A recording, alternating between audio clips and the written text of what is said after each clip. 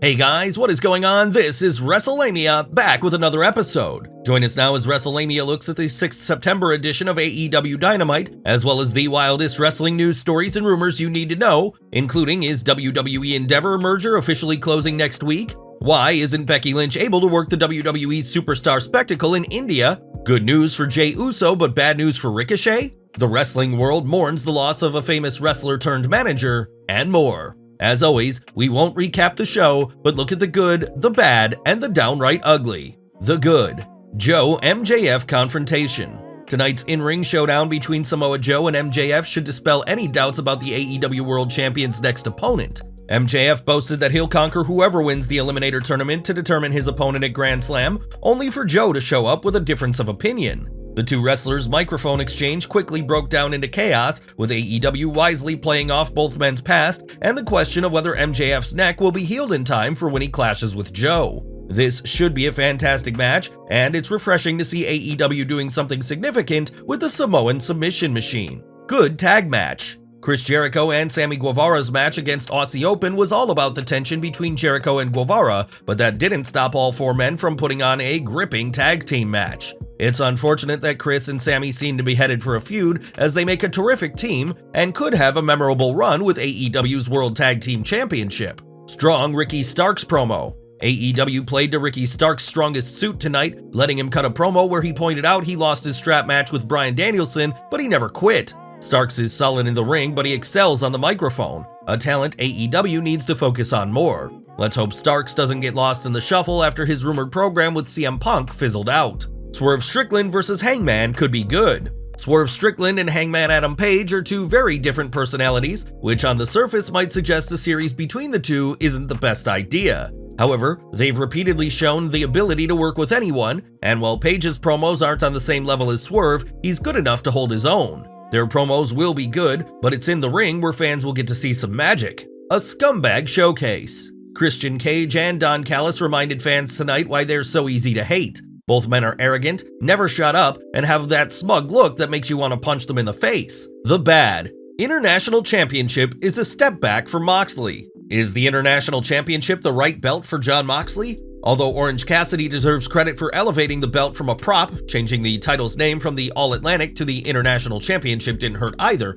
it still seems like a belt far below Moxley's status as one of AEW's megastars. While it's possible for Mox to elevate the title, he is not going to do so if he continues facing mid-card acts like AR Fox. The Eliminator Tournament is a joke. The current Eliminator Tournament doesn't have much credibility with the collection of curtain jerkers fighting for their chance at the gold.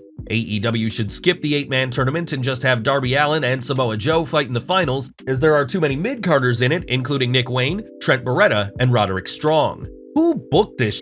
Sad to say, but tonight's Dynamite was another odd assortment of matches that seemed like leftovers from Rampage. Wrestlelamia has discussed how it's smart for AEW to build new stars, but you also have to grow your audience, or in Collision's case, get it off life support. Something that isn't happening as long as the majority of the matches see top-name stars taking on mid-card acts. The downright ugly. Nothing ugly, but AEW has some challenges ahead of it as it deals with the possibility of fans tuning out due to CM Punk's exit and the return of pro sports. Tony Khan needs to make AEW's 3 TV shows more exciting with bigger matches. AEW has shown it has a strong audience in terms of purchasing pay-per-views, but it needs to work on growing all 3 shows, and the only way to do that is to make each program a can't-miss affair.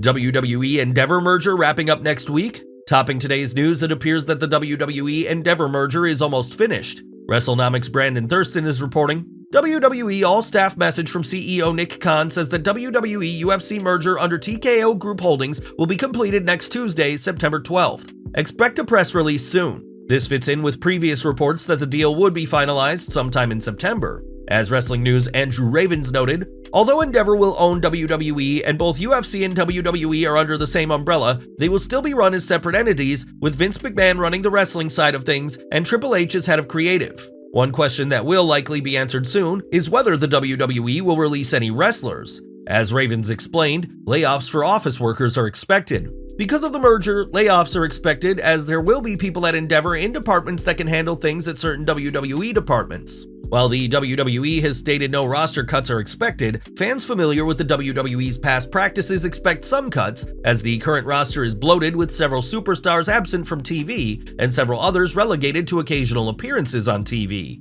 The belief among some is that the WWE has been holding off on making any changes such as roster cuts until the merger goes through.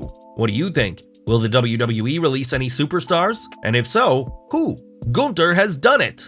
Or has he? Congratulations are pouring in for Gunther on becoming the longest reigning Intercontinental Champion in WWE history, but are these accolades premature? As TJR Wrestling's Alex Podgorski explained, Gunther doesn't have any scheduled title defenses between now and September 8th. This is why WWE's commentators officially recognized his record-breaking reign as official as of the September 4th episode of Raw. Gunther hasn't officially broken the record yet, so should people be celebrating his record reign yet? Let us know in the comments below. Jey Uso in, Ricochet out. Bad news for Ricochet and good news for Jey Uso, as main event Jey has replaced the Future of Flight on Raw's promotional banner. Ringside News' Felix Upton is reporting, just a few weeks ago, WWE updated its website banners for Raw, SmackDown, and NXT, displaying 6 featured talents for each show, which indicates the wrestlers WWE views as top stars. The updated Raw banner showcased Gunther, Rhea Ripley, Cody Rhodes, Becky Lynch, Seth Rollins, and Ricochet. However, the banner has been modified once again, with Jey Uso replacing Ricochet. As Wrestlelamia pointed out on our analysis of the 4th September Raw, Ricochet had a notable supporting role on the red brand that will hopefully continue, as fans seem to want him to do more than put on excellent matches while counting the lights. Becky Lynch unable to compete at India Super Spectacle. Bad news for members of the WWE Universe looking forward to seeing Becky Lynch appear at the 7th September Superstar Spectacle in India. Lynch dropped the news to fans via X. "I'm sorry to all the fans in Hyderabad, India. I was excited to perform for you, but as there was a tiny tear in my passport, I have not been allowed to board my flight at Qatar Airways." Becky also shared a letter from a fan who gushed about Becky's impact on her life and how excited she is to see her. Lynch apologized to the fan.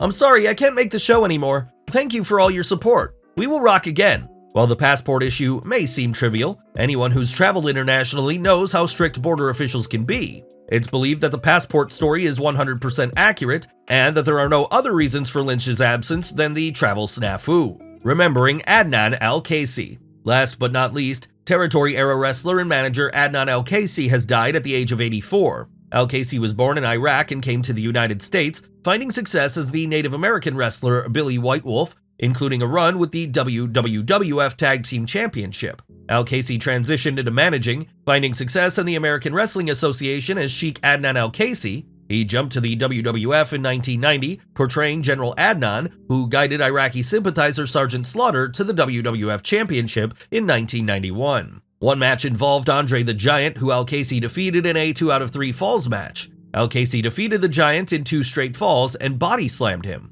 Wrestlelamia sends its condolences to Adnan Al-Kaissy's family, friends, and fans. Well guys, there you have it, the wildest news stories and rumors you need to know, and Wrestlemania's analysis of the 6th September 2023 edition of Dynamite. What did you think of the show? Leave your comments below, don't forget to subscribe to our channel, follow us on Instagram and Twitter, and I'll see you next time for some more wrestling content.